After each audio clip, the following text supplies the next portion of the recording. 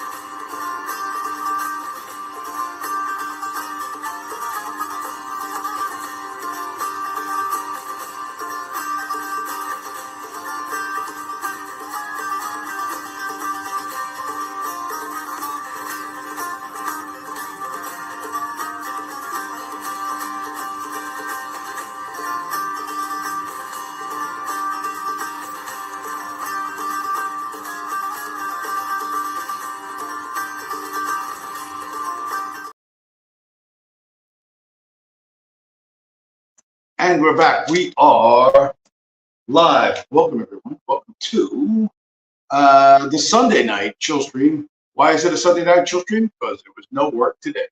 Yesterday, work, good. And I did a stream on my Rumble channel, which I don't know why. I say some of the most retarded things sometimes.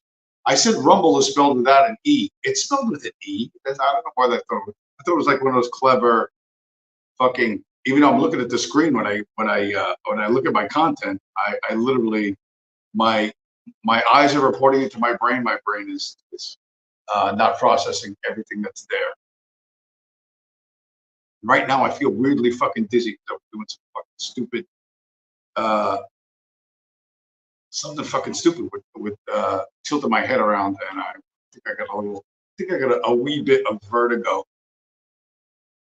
But it's not terrible. It's not the room isn't really spinning. It's just threatening to spin. No, yeah. The things I do. But yeah, Saturday was good. 2 o'clock, 2:30. Got a job going down to Virginia, so that was great. And then I decided to do a stream on my Rumble channel. And even though I did one Friday night. Friday night. Because there was no work on Friday. It's fucking weird. The week ended up being like okay for me, but not great. I was really hoping for something on Friday, didn't get it. And I did a stream after Culture Thug's stream on Rumble, and I wasn't happy with it. So I deleted it, and I did another one on Saturday. And my Rumble channel, I have earned 9 cents, an estimated 9 cents. Before any of you guys go asking me for a loan, you know what I mean? Hold up. It is an estimated 9 cents. So I haven't gotten the check from them yet, but I may get one soon, and that's 9 cents more than I ever earned from YouTube. So I'm excited. I'm excited to see what the future holds. I had 1 subscriber, which was Culture Thug, and then it was Virgil Doc. That was 2, and then I went to 3, then I went to 5. Now I just got knocked down to 4, and I think that's largely because of Saturday's stream. And I don't know who I lost, but I think I know. I think I know whom I lost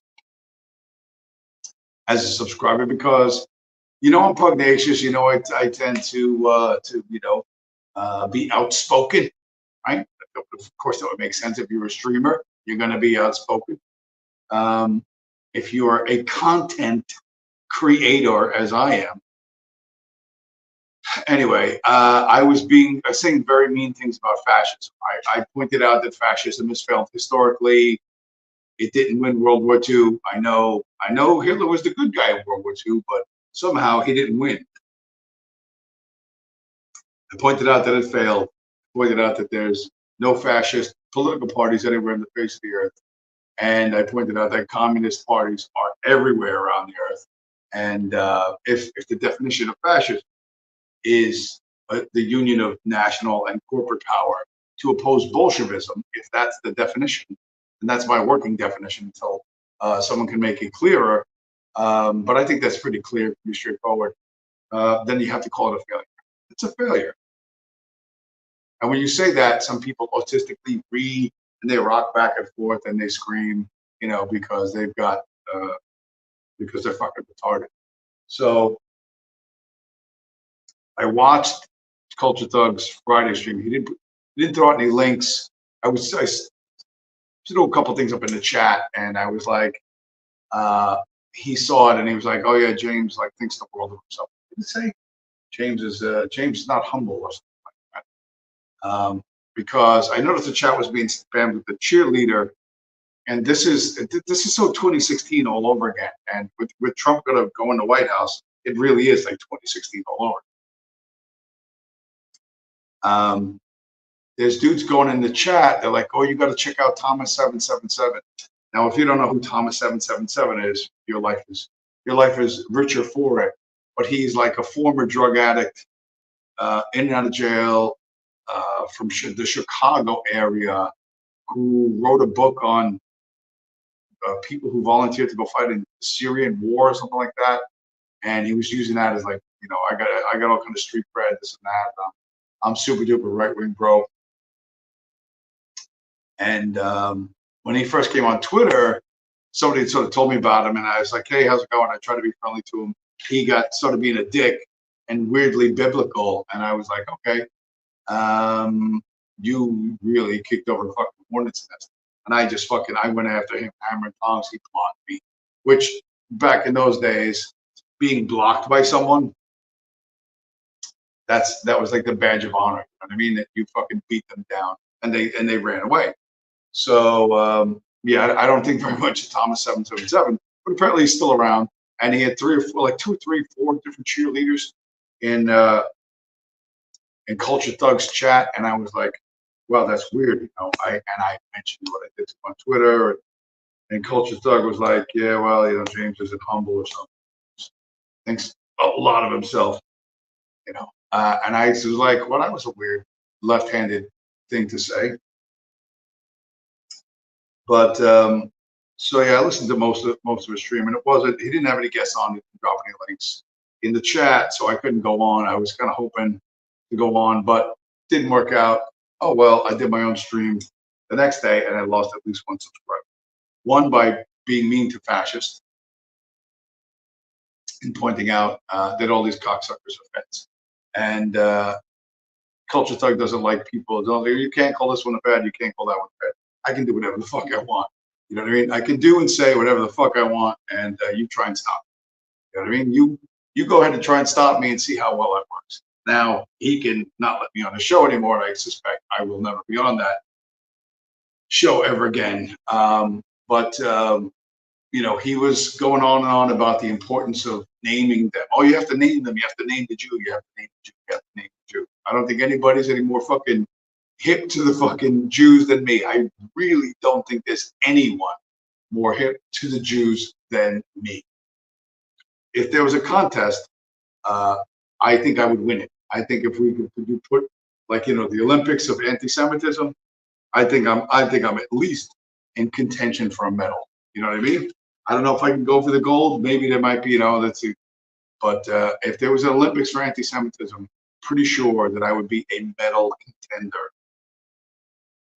So, and I on my stream on Saturday, which I did driving back from Dulles. On my Saturday stream, I just shit all over the idea of naming them. What good is naming them? Like we have to name them. Started at least for me in 2016, and now it's 2024, and I'm thinking, okay, what good has that done? You know what I mean? And the answer is nothing. They still run Hollywood. They still run the money printer. They still run the White House. They still make Congress swear an oath to them. They still, what do they not control? Like naming them is not the magic that you think it is. I don't know. You think it's some Kabbalah shit or some gematria shit, but this magic spell of naming them doesn't do a fucking thing other than get you on a list of extremists printed up by the ADL and handed out to law enforcement. So yeah, not doing you any good. Not doing you any fucking good. And yeah, so basically I just said mean things, and I don't think I'll be invited back to their little white supremacist party. And also fucking shit all over the fact that like Thomas 777's like his cheerleaders in the chat are like, yeah, well, we may be a little too white nationalist and Christian. And I'm like, oh, you fucking retards. Jesus wasn't white. You know what I mean? Like, where did you get that Jesus was white? You know what I mean? Jesus was a white European dude who just happened to be hanging around the Sea of Galilee. Fucking idiots. And so I went full bash, full B. I went full Bitcoin. And so I had to dig up some stuff from back in the days. I've showed this before, but this is from September 28th, 2021. Currency of the alt-right, how white supremacists and the far right have used Bitcoin to evade the law and get rich. Which is the worst crime? Evading unjust laws or getting rich? Of the two, which is the worst crime? So I pointed out that when your enemy makes a mistake, you should interrupt. It's a famous Napoleon quote. They're telling you what they're afraid of. Now, what does that really come from? And I've pointed out that the CIA's used the CIA when they found out what Bitcoin was. They fucking fell in love with it. It's like catnip. They can't do without it. You know what I mean? It's like fucking. That's their favorite thing in the whole world because they need to pay their little minions around the world, and they want to do it without having to send anybody on an airplane, and they want to do it without people being able to find out. And Bitcoin was ideal in that. It still is. So, but the national security apparatus is like, hey, we do it to other people, they could do it to us. So that was that fear, right? And around the same time, this little, the world's smallest, or America's gayest CIA agent, Nicholas Fuentes, supposedly received $500,000 in 8 separate Bitcoin transactions that he claims was confiscated by the FBI. And if you know anything about Bitcoin, it's unconfiscatable unless the FBI has access to your private key or access to how you're storing said Bitcoin. And I don't know that Nicholas Fuentes ever had a Bitcoin wallet or advertised that he had a Bitcoin wallet or showed it, but supposedly some French guy who died 2 days after sending this, and you have to presume that any of this, let's suspend disbelief for a moment, and just accept that this story happened in the way that it's being reported. Blah blah blah blah. The extremist Nicholas Fuentes, a far right internet influencer who was in the crowd in Washington, but denied being part of the deadly mob that stormed the Capitol. So Nick Fuentes got $500,000 sent to him legally, right? There's nothing illegal about that. And the FBI took it from him, but isn't plain. That's, oh, shucks, forget about it. Oh, shucks, fellows. Gosh, and if you transact in Bitcoin, the FBI can just take it from you. No, they can't. No, they cannot. Virgil Doc, Purple Heart, welcome to the show, sir. So, whatever. Nick Fuentes, who is the gayest of CIA agents. I don't know. It was a contest between him and Milo. I don't know who would win. but and I don't even know how you would score that.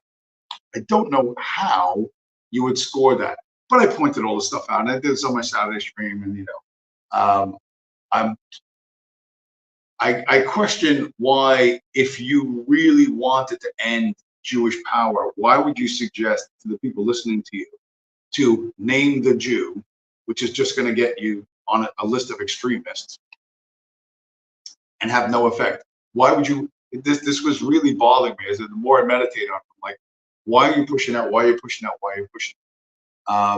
That bothers me a lot, you know. And then the chat, like I said, that hit the chat on this, and he had like 80 people in the chat. He gets like 1,400 views for every one of the videos he puts up. So relative to my reach, his reach is enormous. And he's just on Rumble. I think he said he started another YouTube channel, but who cares? In the chat, you have all these fucking, aside from the Thomas 777 cheerleaders, rah rah rah, we're white nationalist Christians, you know, like the cognitive dissonance there is extreme, and would be hilariously easy for me to fucking disassemble. But the other thing was, people were asking, like this. Somebody asked, "Is Spinoza?" And I don't know who Spinoza is. I said this on the Rumble channel. I don't know if he's a Spanish guy or an Italian guy. I think he's maybe a Spanish guy who's like a philosopher or a fucking, I don't know what the fuck he is. The guy says, "Is Spinoza spiritually Jewish?" Now, listen to me. That is maybe some of the gayest shit ever written in the chat room.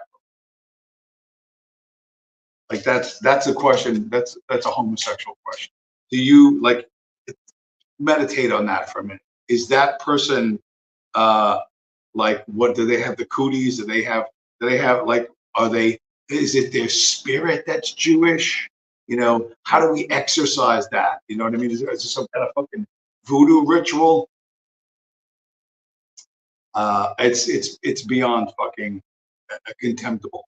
And that and what's his name? And Thug answers the question. He looks at the chat, and obviously it's a way to generate content from the activity in the stream. You look in the chat as it's scrolling by, and you pick this, pick that, and you put it up on the screen, and you talk about it. Makes people feel engaged. I don't. My chat is not that active, but I would more or less do the same thing if I didn't have anything to say. So, but I always have something to say. Anyway, so I talked about a bunch of stuff, and it was I did it like an hour, driving back from Dulles on Saturday, and that was that. And then I lost one of my subscribers on Rumble. Unsubscribed. Terrible. I don't know how. I have no idea how I'm going to live a fucking happy life, a full and happy life, knowing that that I lost a subscriber already on the only platform where I've earned 9 cents. I don't know, but I will have to soldier on. I will have to draw on my deepest resources and soldier on. And the other thing I thought of, this might not be the smartest idea ever, but anybody who knows Thomas 77, or if you're around, if you're in a chat where there are people talking about Thomas 777, tell them I want to be in a fucking amateur MMA match. I want to be on Street Beefs. You know what Street Beefs is? Tell him I want to have a beef match with him on Street Beefs, and I'll fly to wherever in the country he is. I'll go to him. If you don't know what Street Beefs is, get off my fucking channel or Google it. But I think I want to move this from the virtual. I think I want to take this from the internet to IRL. So tell Thomas 777 that I want to kick his ass physically, and that I will fly or drive to wherever the fuck he is to do that. But we do it in a format called Street Beefs. It's like a backyard MMA. So that'll be fun. It's probably a bad decision on my part because I'm 58 and I'm not really a professional martial arts guy. But what the fuck? What the fuck? I can beat up a fucking a former junkie, and I'm pretty sure I can do that. So that's what I like to start. Anybody sees a stream that goes to wherever the Thomas 777 people are, tell them, I want to punch him. I want to punch the Jesus out of him or whatever. Something. Start the fucking beef, and then let's see how they fucking react. Let's see what happens. I suspect nothing. But I've opened my mouth, so now I've got to commit to it. Got to commit to it. Anyway, so that's what I want. I'm tired of these fucking people. I really tired. I am just done. And so because it's just the same shit over and over, just fucking annoys me. I don't like reruns. Here's where I got a rerun from Australia, from the land of kangaroos and platypuses and what are the koala bears.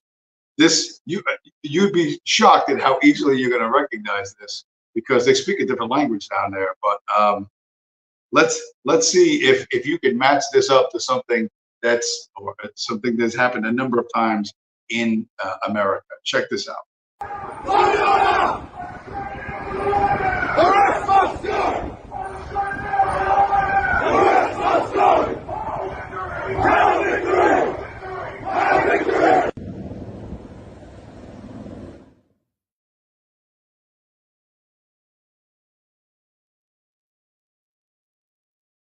Oi, mate.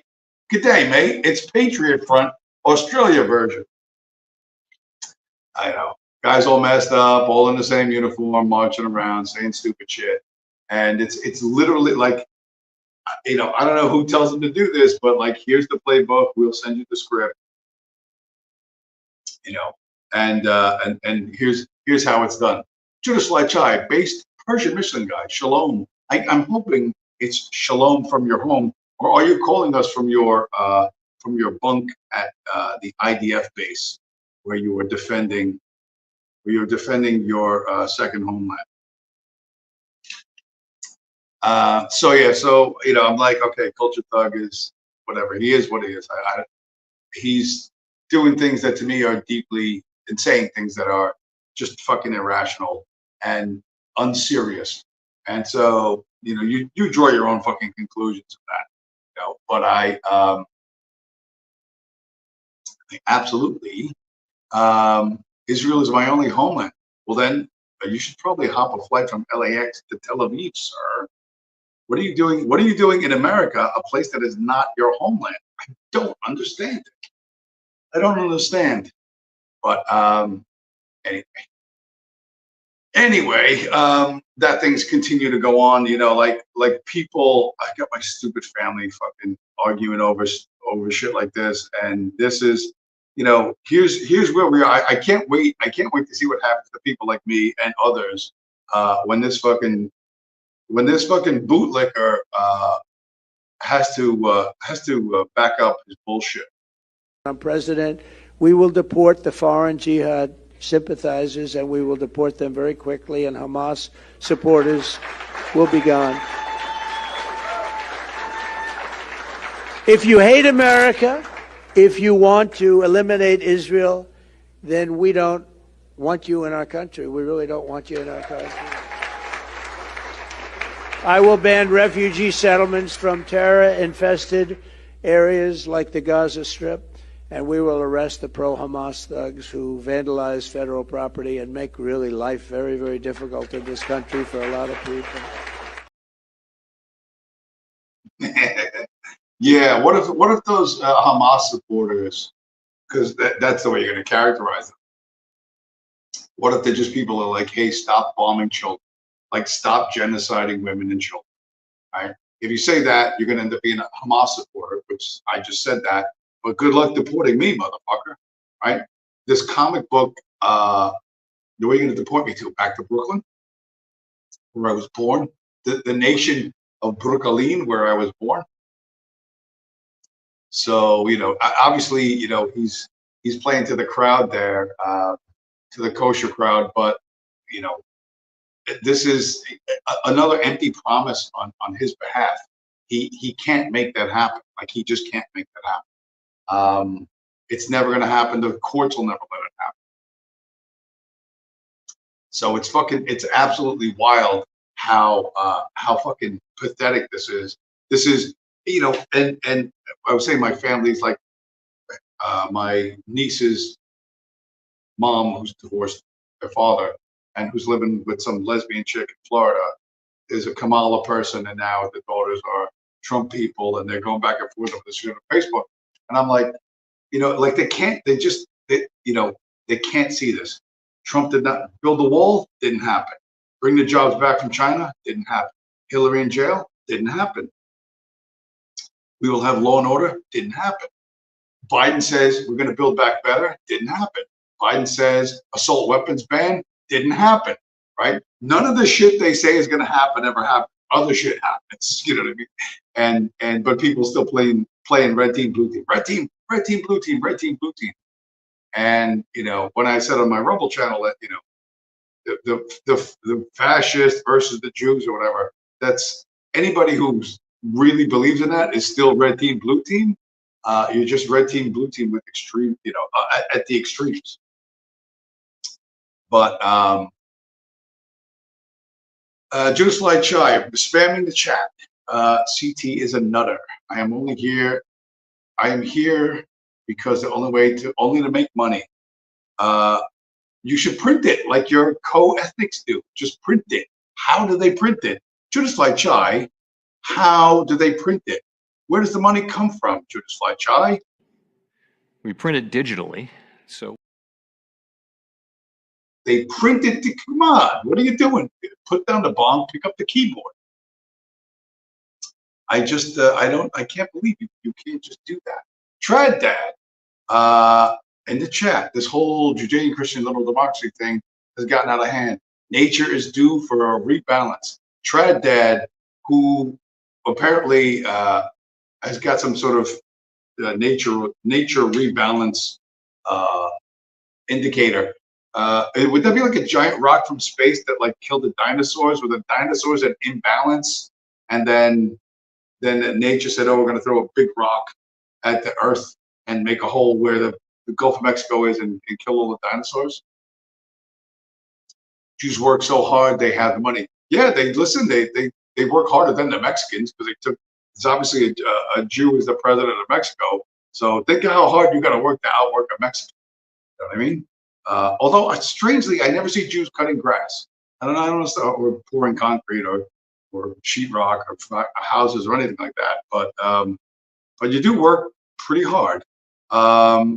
You do work pretty hard. On what?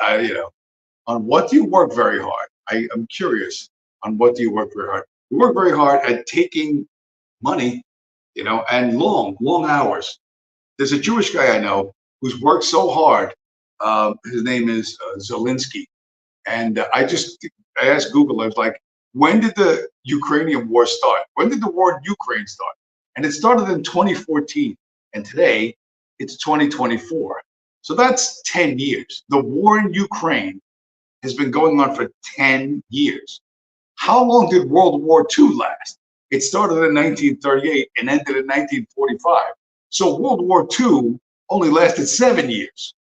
But you listen. The Jews work very hard. They're gonna keep at this war thing until it's finished. So the Ukraine war has now lasted longer than World War II, and nobody even says anything about it, right? Nobody says it's like this whole thing's a fucking sham, right? You want to talk about shambolic, right? You want to talk, oh, it's a sham. Democracy's a sham. Go to fucking Ukraine. Go to Russia, right? You'll be fucking turned into a hamburger because you're a goy for 10 fucking years,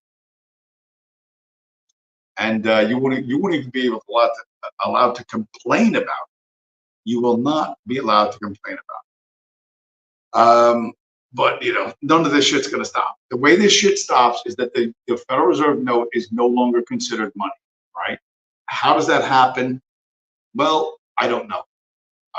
Bitcoin has to get about 900 times bigger than it is. We're only about $1 trillion, and they say there's $900 trillion worth of wealth on the planet. So we're up against a system 900 times larger than us. But to be honest, I like our odds. I like our odds. And I'll tell you why. I will tell you why. Even though the guy in this clip,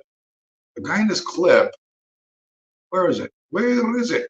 Oh, he's like somewhere. What the fuck? How do I not have him? I got. Oh, here it is. So, man, it should be easier for me sitting here because doing the stream in the car and trying to hit the buttons where you drive is a pain in the ass. And you think, well, how do you manage that? I manage it reasonably well. I'm literally not fucking moving. There's no chance of me crashing into a fucking ditch. I still can't buy what I'm looking. Oh, yeah. Okay. The future of Bitcoin, the world's global reserve currency. What's going on? Swan Bitcoin, actually, who I've ignored for months and years now because their videos are shit, actually put out a decent video with an actual XY chromosome dude. The sort of ideological founding vision of Bitcoin as sort of a cypherpunk, libertarian, anti-centralized government thing, has that thread somehow gotten lost? Maybe Larry Fink with the BlackRock ETF surrendered to the anti-ESG forces, or maybe it's more like Bitcoin's been co-opted. First off, we as Bitcoiners can't stop the inevitable financialization of Bitcoin and the merging with the current fiat system. This was always inevitable. Bitcoin is a free and open protocol, meaning Bitcoiners can't do anything about BlackRock, Elon Musk, or the US government owning it. It has always had to be interoperable with the current system if it ever wanted to grow big enough to have the chance to unseat and become the dominant money. So no, the ethos of Bitcoin is not under threat and it is not being co-opted. Bitcoin has always been a Trojan horse for a better system. It is, as Hayek prophesized in the 80s, the sly roundabout way to introduce something governments can't stop. Bitcoin will not end corruption itself. What it will do is remove the ability for the corrupt humans to control the money supply and rig the system in their favor. So there you go. We're winning, they're losing. They're now in competition with us. And to go back to earlier part of the stream when I said the currency of the alt-right, I try to look this up real quick. This Bitcoin is the currency of the alt-right, written September 28th, 2021. The average price of Bitcoin back then was like $20,000, something around 20K. And as of the time I clicked go live, we're somewhere around 64, 63.9, but we're in the low 60s. So we're doing 3 times better than we were in 2021. And everyone else is sucking wind.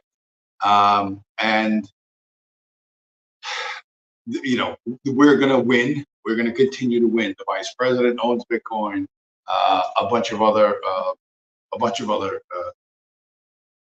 government officials own Bitcoin. So there's no real worry about us winning. Where was that thing? Oh yeah, that's right. I'll put this up. I forgot to put that up earlier. We're winning. Our ideas are winning, and we're gonna fucking win. How long is it gonna take us? I don't know. But this article, which is super recent, says why the U.S. government has no business building its own Bitcoin reserve.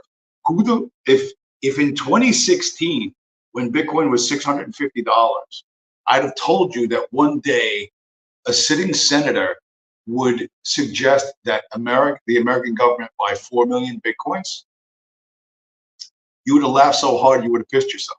You would have thought literally I was high on LSD. You'd think, well, you must be taking those mushrooms.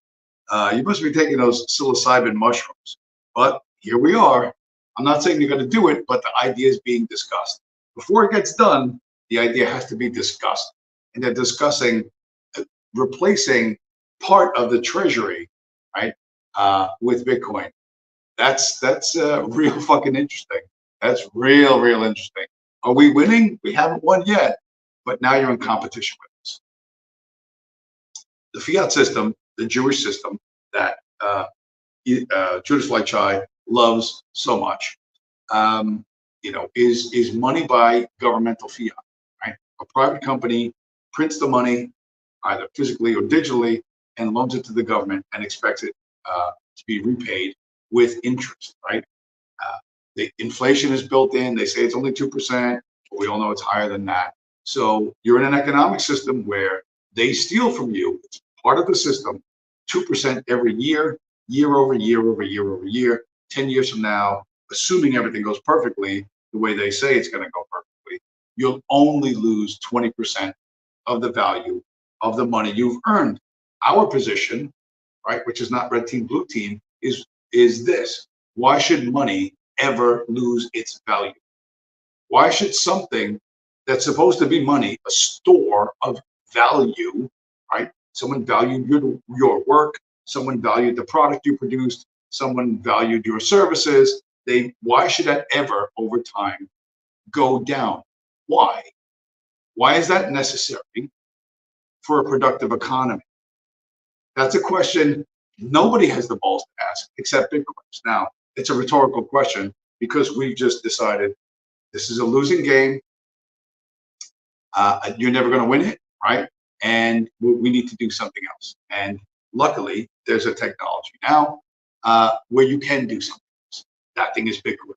You can choose to do it a teeny bit, a little bit, a lot, whatever, or you can sit within the current economic system, which was designed to keep you a slave forever and steal from you forever, right? And tell yourself that you've got some great super timing, or you're going to take the Jews' money and overthrow the Jewish system using their own money, or whatever convoluted bullshit you think is going on in your head. I think the chances of that are, if not zero, they approach zero, but you go ahead and run with it. Like, I'm not going to stop you, but I'm not going to get in your way. Not going to get in your way. Where's my thing? Because they'll work today around, what time is this? What time was this? It's on here. Around 5:14. See, it says 5:14. I went to the supermarket. This is my receipt to the supermarket. I spent $9.17. I bought grape tomatoes, 16 ounces, mini cucumbers, Syrian flatbreads, and some bell peppers. Why? Because I wanted to have a salad. So what? Who gives a fuck, James? You eat salad. Big deal. Well, I couldn't check out my little $9 worth of fucking items because there was 3 people in front of me who were trying to pay with some kind of card, and they couldn't figure it out. And the Korean woman's trying to explain to them that they can only spend $100 on the card, and they got $138 worth of items, and they got to pay the rest in cash. So, and you know where this is going, right? They have an EBT card. They have an EBT card. There's 3 people. I think they were, I don't know if they were Indian or they were dark-skinned foreigners, right? They were dark-skinned foreigners. And they finally figured out, I'll only put 100 on the EBT card, and the rest they paid for in cash. And I have to wait there for them to finish the transaction for me to buy my little $9 worth of items. I walk out of the store and I gotta look. I gotta fucking look, and I gotta look. Gotta look. What kind of car they drive? What kind of car they drive?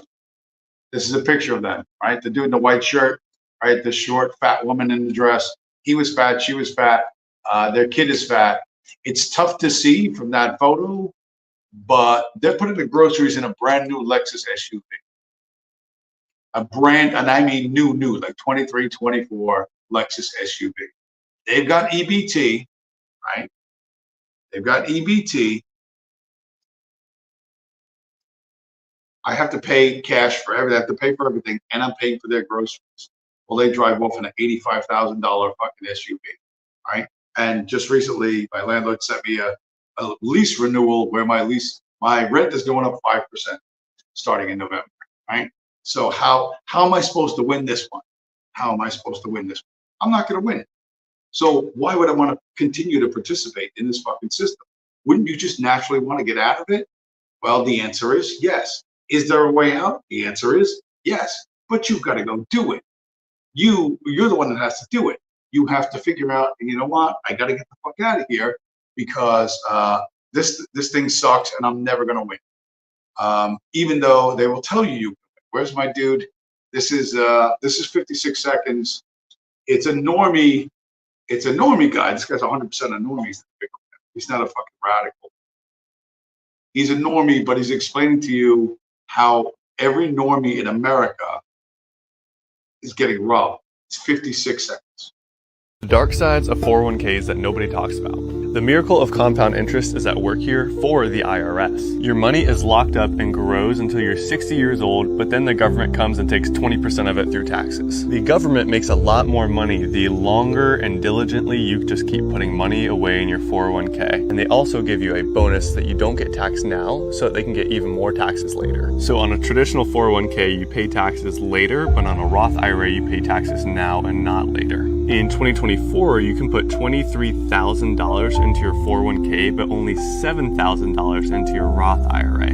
This isn't subtle at all. They make less money on Roth IRA taxes, so you can put less than a third into that one. By us being the government's little worker bees, we're actually passive income streams for them. Everything we know about money has been programmed into us for somebody else's benefit. I contribute for my employer match and my Roth 401k, but not a penny more. Okay, so I don't know if you know your propeller beat, but yeah, so people are starting to see this. He's ignoring me talking about IRAs and blah, blah, blah, blah. And you got to have an IRA these days because nobody gets a pension anymore, right? Nobody gets a pension, and they tell you that Social Security is not going to be there. So that's how the government steals from everybody. Even after all of that shit, after 20, 30 years of you shoveling money into the S&P 500 and your fucking IRA, they're gonna take most of it, or a huge chunk of it at the fucking end. You are being fucked in ways you cannot begin to fucking imagine, right? You are a worker bee, a passive income stream for some bureaucrat who really works for the small hats and fucking tell them. And if they want to send your kids off to die in the desert, they're going to send your kids to die in the desert. And if they want to call you a terrorist, they're going to call you a terrorist. And they're sitting there every day thinking, how the fuck do we burn the Constitution? That is, that's the system you live in. And I can show it to you 100 different ways, but you either get it or you don't get it. What's going on in the chat? Jews work hard, so they have money. Jews do not work hard. They work hard at avoiding, criminal charges, but they don't actually work. Trad Dad, Uncle Sandberg and his federal machine will squash or co-opt all challengers to global fiat. Cash in while you can. Well, we're going to see how that goes. We are going to see how that goes because now we're talking about fascism. Fascism. Ooh, it's the strongest, toughest, best thing ever. It's oh boy, we're going to get those guys. We're going to be harsh and we're going to be unyielding. There's nothing more harsh and unyielding than Bitcoin because it's a set of rules that you agree to play by, or you can die starving and homeless. There's nobody to bribe. There's no one to change their mind.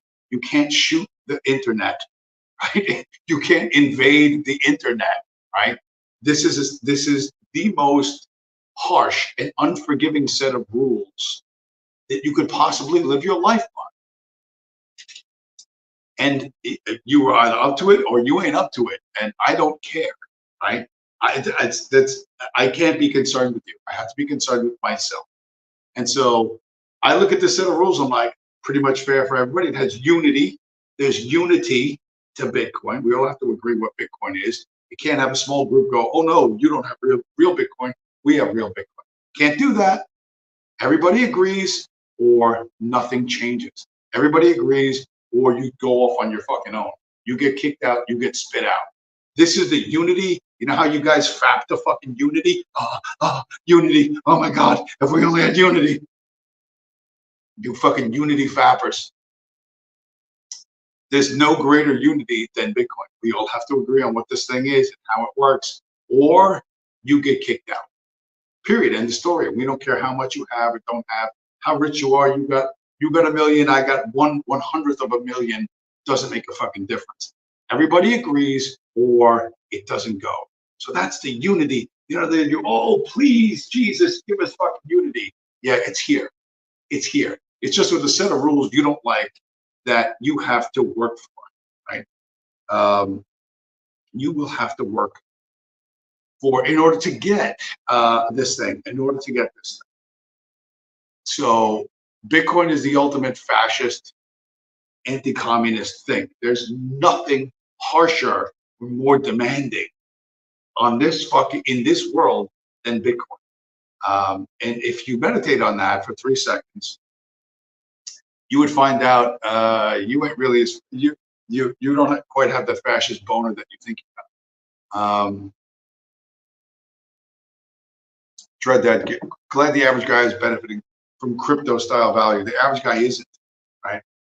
I told my fucking normie nieces to fucking buy Bitcoin years ago. They just fucking ignore me.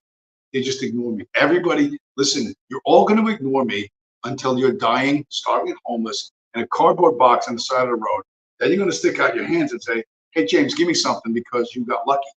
And at that point, I'm going to shoot you in the fucking face or push you under a bus or whatever, because you're not coming to me with your fucking hand out telling me I got fucking lucky. Ain't going to fucking happen. You want something, work for it. You can't be like, and you have to make shit work. This is a perfect example of guys that have to do work, that have to make shit work, that, it shouldn't be like this, but this is what people have to do because they have no choice other than work. So today's my first day of car hauling, and this is what my view is going to look like for the next 10 hours. This is my view clearance right here. This is about 1.5 feet of view space. I'm gonna hop right in this driver's seat and show you what the view looks like from the driver's seat. So right on top of us, here's the vehicle. That's the view space. I can't really see far ahead what's in front of me. I would have to squat down and then I'll have 2 to 3 inches of viewing space, and I will not be able to see the street lights. Since it is my first day on the job, this took me 1.5 days to load up, and I'm finally gonna hit the road. I was gonna call dispatch and ask them if we can leave this unit, but they'll take me another whole 1.5 days to unload and then load it back on.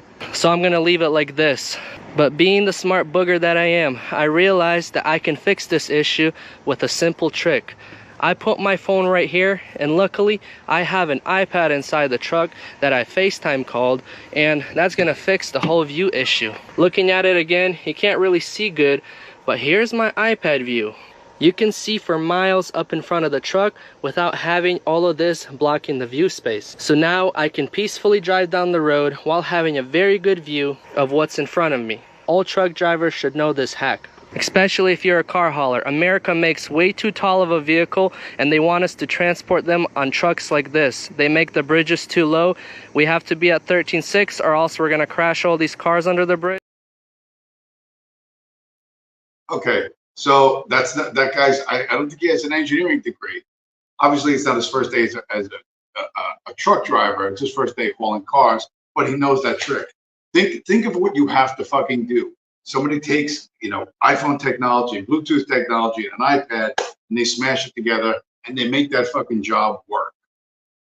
There are so many people like that guy who make shit work that shouldn't work. They don't really have, like you said, I want to tell my boss, take this white SUV off, but it's going to be a day, 1.5 days, and they're going to argue with him, and blah, blah, blah, blah, blah, blah, blah. Greed pushes everyday people like that guy into situations where they could injure or kill others just trying to get down the fucking road, right? And this guy's got to come up with a clever way around it, and that's going to work until it stops working, right? And I guarantee you that the people he works for are, hang out at the same synagogue as Judas Flychild. But this is what we have to contend with. And, for people who work for a living, it's gonna work until it just stops working. And one day that guy's gonna retire, and other people are just gonna go, you know what? I'm done with this shit. Fuck it, I'm out. And then things are gonna crash. I don't know when that's gonna happen, but it is definitely going to happen. And the battle against these fucking people, and they're not all Jews. I got another video, 2 minutes and 10 from the Cubs to Bears dude. Points out that this is endless fucking struggle. This struggle has been going on for a long time in America, and we need to win it because we need to fucking win it. John D. Rockefeller really say, I don't want a nation of thinkers, I want a nation of workers? If you ask the fact checkers, they'll say, it's unproven. But let's talk about what is proven. In 1902, Rockefeller started the General Education Board, something his family would spend $180 million on in the early 1900s. That is a ton of money. And this guy, Frederick Taylor Gates, who was Rockefeller's fixer. I mean, imagine the things Rockefeller's fixer must have done. Well, Rockefeller made him the president of the General Education Board. And he wrote this pamphlet, which was for their people, not the general public. And here's what it said. In our dream, we have limitless resources, and the people yield themselves with perfect docility to our molding hands. With perfect docility to our molding hands. We shall not make these people or any of their children philosophers, men of learning, or men of science. We are not trying to raise amongst them authors, orators, poets, or men of letters. We shall not search for embryo great artists, painters, or musicians, nor raise up from among them lawyers, doctors, preachers, politicians, or statesmen. Well, have you yielded with perfect docility to their molding hands? Well, the good thing is, a lot of people haven't. And not only are there people like Thomas Massey calling for an abolishment of the Department of Education, but there are currently 3.7 million homeschoolers in America. I actually turn a lot of my reels into courses, because the more people like me and you take control of our children's education, the better the future becomes. Which is why I also write books on how information is controlled. Real history. Okay, so then he goes on to tell you about his books. Right? He ends with the pitch for books. The Rockefellers, who are German, you know, that's their dream. Limitless fucking resources for them. This was before the money printer, right? They have the money printer now. And with that, we can mold anyone and everyone to be what we want them to be. And, you know, the question is, are you going to go along with that or not? You know, and that's how, you know, there were ways prior to today to kind of avoid that and stay out of this to some degree. But, you know, the level of control is grown exponentially greater. And you aren't going to overthrow the systems that they have put in place to keep themselves at the top forever.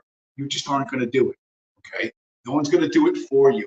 No one's going to fight your battles for you. You have to figure this out yourself. When I tell you no one's coming to rescue you, no one's coming to rescue you. You have to figure this out for yourself and your family and your kids and whatever. And that is a scary, hard fucking thing to do. And, you know, the reason why this channel is the way it is I only want people who see the world the way I see it. I don't have a lot of time to explain shit to you. I don't have the energy. I don't have the inclination. You get it or you don't get it. You want to dream about whatever, someone coming to save you, or you're going to use the Jews' money to overcome the Jew. You're not going to do it. It's never been done in history, and it's never going to be done. Although, for those of you looking for a leader, I think I may have found it. Although it's not a man, it's a woman, but it's a woman I think you might admire. I saw Taylor Swift the other day at Nobu. This is true. I walked in. I had a couple of guys that opened for me on the road. And one of them, I said, some celebrities go here sometimes at Nobu, Malibu. And one of them was real, you know, kind of like, but this is like a guy who's from like North Dakota or something. You know what I mean? So we take him in and he goes, oh, yeah, celebrities here. You know who ends up showing up? Taylor Swift, Travis Kelce, Leonardo DiCaprio, and Robert De Niro. I was like, these are some of the biggest celebrities in the world. Taylor Swift is the biggest celebrity in the world. She gets on a table. I swear to God, she stands up on a table in Nobu, Malibu. And I'm not lying to you. And I don't want people, because she literally said, this is between us. She made everyone put their phones. She gets on a table. You want to hear what she does? She starts heiling Hitler on a table, going, I love Hitler. And see, this is what I mean. This is why she's going, I love Hitler. And then everyone in the restaurant, people are going, we love him too. Because no one can tell this woman otherwise. Yeah, you didn't know that Taylor Swift loves Hitler. The Swifties are the Nazis. You can go to a Taylor Swift concert, you can do your Hitler shit, and you'll be warmly received, because wink, wink, Taylor Swift loves Adolf. So you're crazy, delusional fucking retards, and it isn't getting any better. It's just not getting any better. So you know, you can deal with the reality, or you can go do whatever you want to do, right? And I don't fucking care.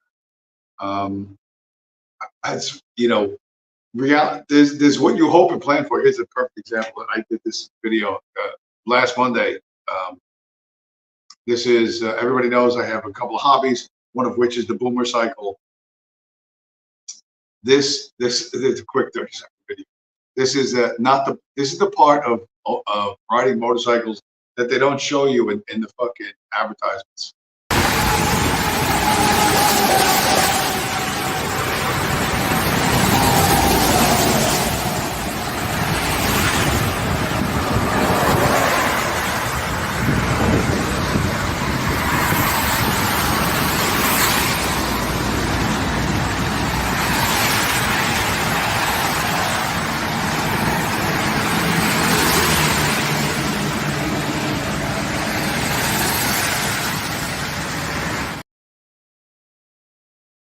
Pissing down fucking rain. You know, it was a humid day. I didn't think it was gonna rain. I literally chased the fucking rain around the state of New Jersey. That was the second time. Like soaked, soaking wet clothing, fucking freezing, hiding underneath the highway overpass. Not exactly what you pictured when you saw the "So you want to ride a motorcycle" brochure. But that's, you know, sometimes you go out with high hopes and you end up hiding underneath the fucking highway overpass because your clothes are soaked and you're freezing. So, you know, you got it, but you got to go out and do it. You got to go out and do whatever the fuck you're going to do. So and contending with less than optimal circumstances is a skill you should fucking develop, because you're going to need that. There's a dude, I used to make fun of him back in the day. There's a dude, this is what you think is going to happen to you, but it isn't going to happen. This is a very rare occurrence, and but everyone in their mind thinks that this is going to happen, and this is not going to happen to you. I had two big breaks. One, I wrote a short piece intending it for a free paper in New York called the New York Press. And they intended to publish it, I was told, but they kept bumping it week after week after week. And in a moment of hubris, I listened to my mom's completely unreasonable suggestion that I send it to the New Yorker. New Yorker calls and says, "We're running your story. We're buying your story." They ran it. That was a huge break for me, because within 48 hours, an editor at Bloomsbury USA named Karen Rinaldi had read the article and commissioned me for the staggeringly high price of $50,000 to write a book. When that book came out, it was immediately a bestseller, and it changed my life overnight. Overnight. I mean, I was desperately in debt, hadn't paid my rent in time ever, had owed Amex for 10 years without making a single payment, owed the IRS, hadn't even filed, was in very, very, very insecure place at age 44. Suddenly, people were offering me things and offering me opportunities. I was old enough and I fucked up enough already that I just said, you know, I realized this is a lucky break, was unlikely to get another. So I made very careful choices, was very determined to not fuck up. So that's Anthony Bourdain. He's dead now. But Anthony Bourdain was a drug-addicted nobody working in kitchens in New York in the, I guess, the 90s or something like that, when the restaurant industry was really starting to pop and the economy seemed better than it does today. And there used to be these free newspapers that were in these little fucking boxes all over the city, like all over the city. And one was called the New York Press. And, you know, like you said, he got lucky, right? He wrote an article for them because it was all shit. It was, you know, like kitchen gossip from inside a restaurant. And he was a coke addict. He never paid his rent on time. He was in debt. He owed the IRS. These are the hardworking Jews that Judas Like Chai tells us about, because Anthony Bourdain was Jewish. And a total fuck up, screwed up his entire life, took a chance, and the New Yorker, which has been a fucking which did a piece on Richard Spencer, graced him with their acceptance, and he went from nothing to millionaire. To a guy with his own TV show. He traveled the entire world. All he did was he didn't have to work in the back of the restaurant anymore. He could just sit in front of the restaurant, talk to people, and then eat the food and tell you how good it was. And that was his life. And he was dating an Italian fashion model, but she was a little more sexually active than he cared to be, and so she went and she found herself like some Italian weightlifter kid on the island of Capri, and she banged them and let Bourdain know about it. And Bourdain got depressed and decided to kill himself because his girlfriend had sex with another guy. So this is the great success. He wrote a book called Kitchen Confidential, where he talked about all the against the health code stuff and all the secrets of what was going on in various different kitchens that he worked in of these big restaurants in New York. And that's how we got famous. We got famous for being a rat. And when, and betraying the trust of the people around him. And when his girlfriend betrayed his trust, he couldn't deal with it himself, even though that's how he rose to the top. That's how he went from being a brokey who never paid his rent on time to being a millionaire fucking TV star. But you know what? One little bump in the road and he hangs himself in the fucking door handle.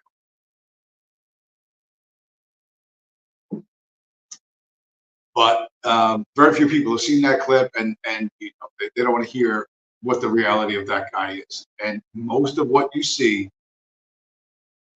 whether it's someone relatively famous, because he wasn't that famous, but he was relatively famous.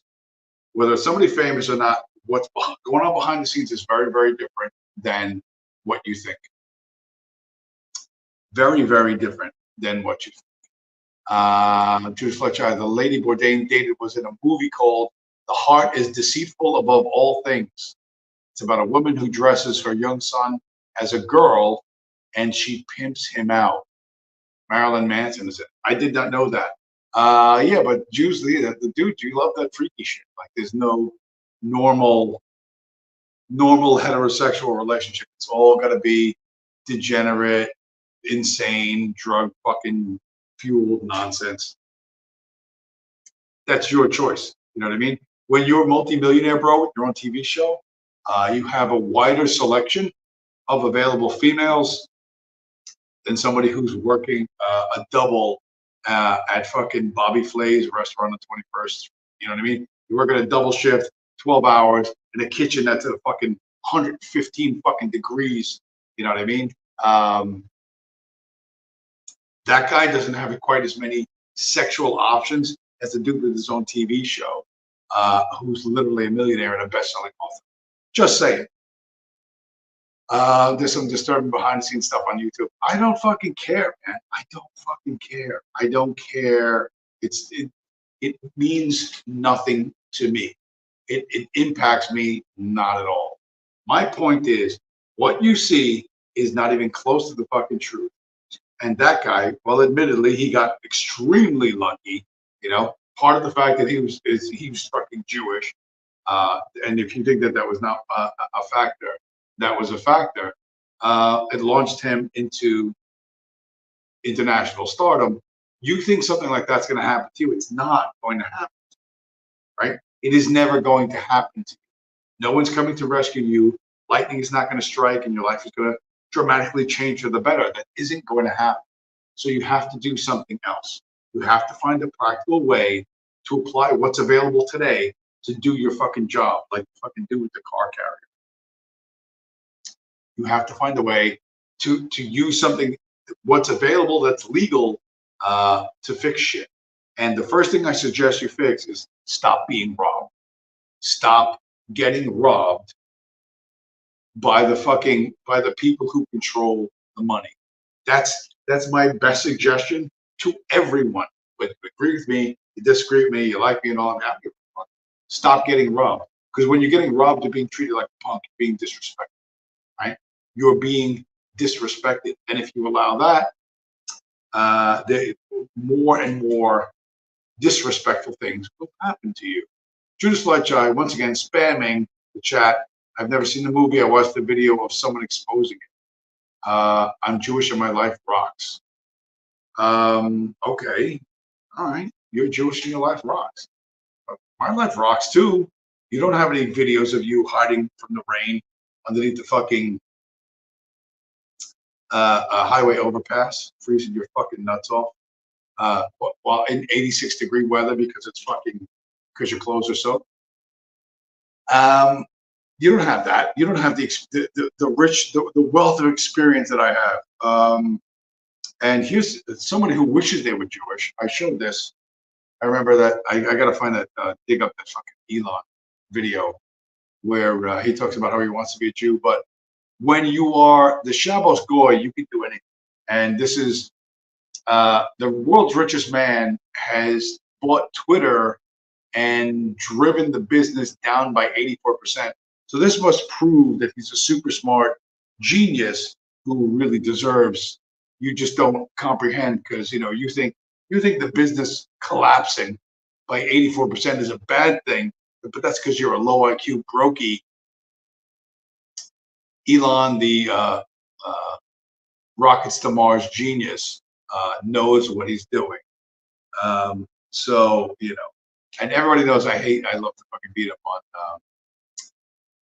on Elon Musk. I have Jew aristocrat problems. Judas Leitchai, I have Jew aristocrat problems. That must be above. There's third world problems. There's first world problems. Then there's, I guess, somewhere above that is Jewish aristocrat problems. I suppose. I guess. I have paying for other people's groceries and living in a one-bedroom apartment in New Jersey problems. Those are the problems I have. But things that what I have chosen to do, right, to base, but even my present on Bitcoin, the future on Bitcoin. Now you have to compete with us. When I say us, I don't mean us as individuals. Judas Leitchai and the Jewish aristocrats are the economic system that you have set up globally now has to compete with something that is not human. That's kind of poetic justice in a lot of ways, because Jewish magical wizards or whatever, in the Jewish mythology, they would create what were called golems. They would create these monstrous creatures which would defend the Jews against the always unfair and uncalled for assaults of the Goy. They would create an inhuman creature to defend them. And what's interesting is that Bitcoin is inhuman, right? It's owned by humans, and we support it. But what it is in itself is the ultimate fucking golem. It's the Goy golem against the power that the Jews have to run the world. So Bitcoin is our golem, and you will have to compete. James, if I was a Gentile in your situation, I would contribute nothing to society to own the heaps. Well, what I'm doing is I'm contributing as much as I can to a different economic model to own the heaps. When I say own the heaps, I said on my Saturday stream, I really want Judaism ended. Peacefully and legal, but I want it ended. People think that when I'm being super funny or sarcastic when I say the first act of Judaism is an act of public pedophilia.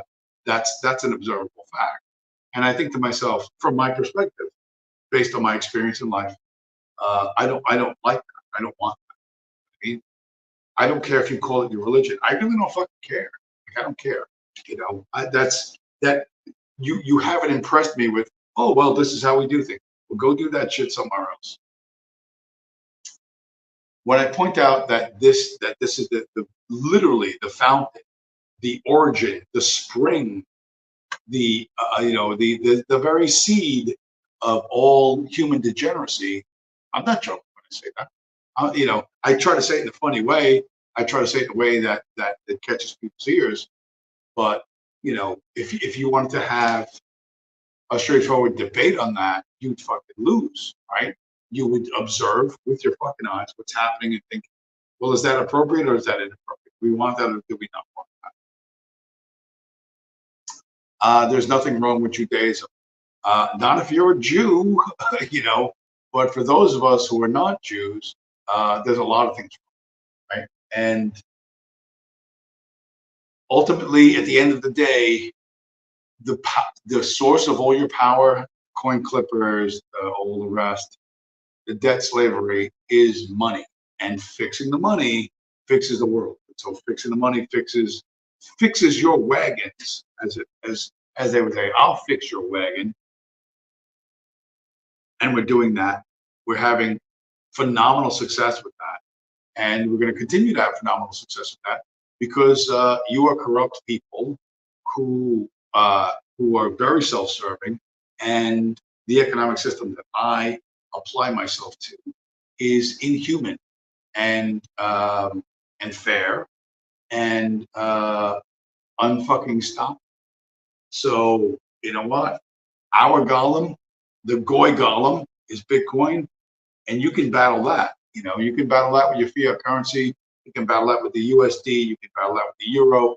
You can battle that with the pound sterling or whatever, the yen or whatever you control.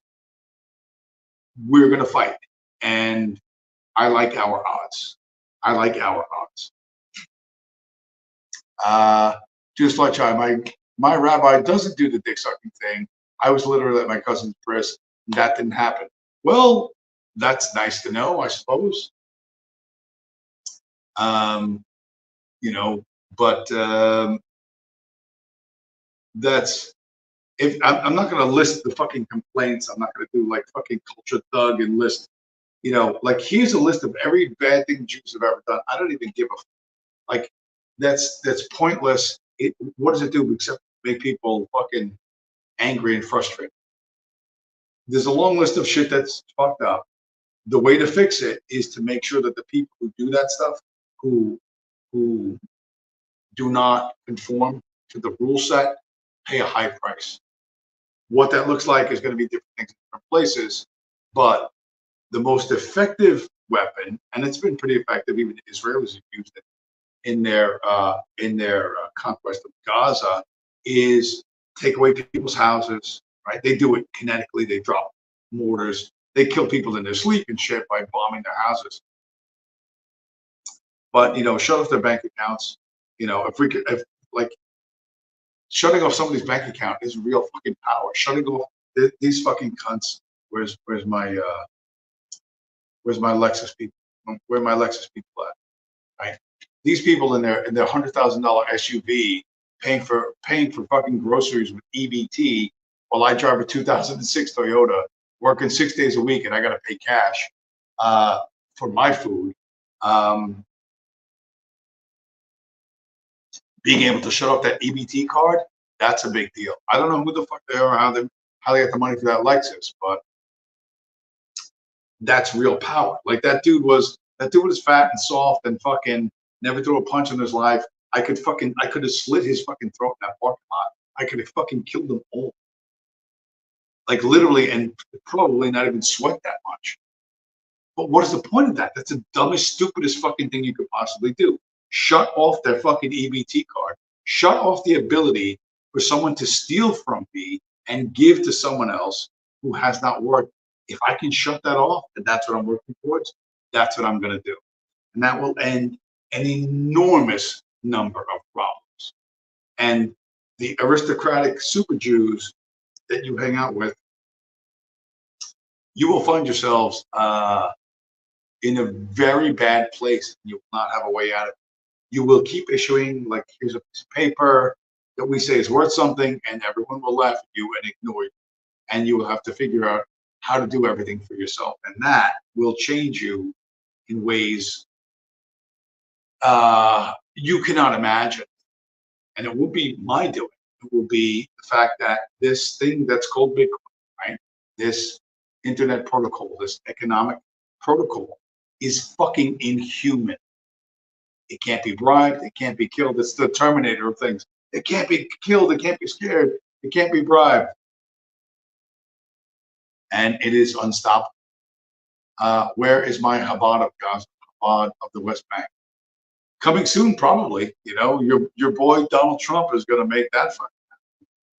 He's taken Sheldon Adelson's widow's money, and he's gonna sign some legal document. I don't know how the fuck it's legal, and he's gonna give the entire West Bank to Israel. He's gonna go, yeah, they won it by right of conquest, or they won it because of the Holocaust, or something. Whatever. I don't know what it's gonna be, but either Trump will do that, or in the outside chance that Harris wins, Harris will do that as well. And they'll announce it as, well, listen, we finally have to make peace. Here's the only way to make peace. People are like, okay, do something. But of course, it's all going to be a setup. You know what I mean? It's all going to be a setup behind the scenes. People don't understand that I fucking hate Donald Trump like as much as I don't think I've hated any other fucking person in politics as much as I hate Donald Trump. But, you know, once you get beyond the red team, blue team shit, and you realize this is, you know, they've managed to find a charming, relatively charming salesman for their for the monstrosities, for the horrors that they're inflicting on fucking people who did them no harm. Yeah, you know what? I can hate the messenger. I'm not like a little fucking. I'm not Thomas 777. I'm not like a little Christian, white Christian nationalist. Like, oh, I forgive you. I don't forgive you. I see it for the power play that it is, and I don't have any problem fucking hating you and wanting to visit every circumstance on you that would please me. And I'll leave it at that. I'll leave it that wide open. What are we doing? We're like 1 hour and 17. Anyway, the takeaways. I'm on Rumble at STFU James. Go there and subscribe. STFUJ and then lowercase AMES. Subscribe to that channel. Just do it anyway, just to fucking piss off the fucking the people who don't want to have free speech. Just do it. I got some content up there. I'm going to do fairly regular streams. You hopefully Saturday that there'll be like some crossover or overlap between this and that, between this stream and that. But you know, I'm trying to I'm trying to build a new audience. But I have 3 people in the audience over there, or 4 people in the audience. Well, one's Virgil Doc, so I'm not going to count them. I have 3 new people over there, and I think if they can see things my way, and they can begin to take action in their lives to defund the Zionists, or whatever you want to call it, to withdraw your support from the global slavery matrix. If you could do that, if you could take one tiny step towards freedom, I can inspire you to do that. That'd be great. So go over there, Rumble, STFU James, subscribe to the channel, and then I'll do some streams there. And you know, we will continue to go from victory to victory, because that is how the golem of Bitcoin rolls. That is how we roll. Okay, with that, just let you, I guess, is about to pass out from the bomb. It's about to pass out in front of the bomb. But I haven't shown this. I've just showed this something like this before, but 2024, 2025, what's coming forward is going to be fucked up, and it's going to look. If you could encapsulate it, it would look like this. Your ATM is safe. Your banks are safe. There's enough cash in the financial system. And there is an infinite amount of cash at the Federal Reserve. An infinite amount of cash at the Federal Reserve. An infinite amount of cash at the Federal Reserve. Don't you want somebody to love? Don't you need somebody to love? Wouldn't you love somebody to love? You better find somebody to love. Don't you want somebody to love? Don't you need somebody to love? Wouldn't you love somebody to love? You better find somebody to love. The Roaring '20s, we're not even halfway through it. But that, ladies and gentlemen, I would say is enough. Is enough for now to Judas Fletcher to tread that to Virtual Doc, Purple Heart, and everyone that's going to watch this in the coming week. I'm going to say thanks for stopping by, and I'll see you guys again next week.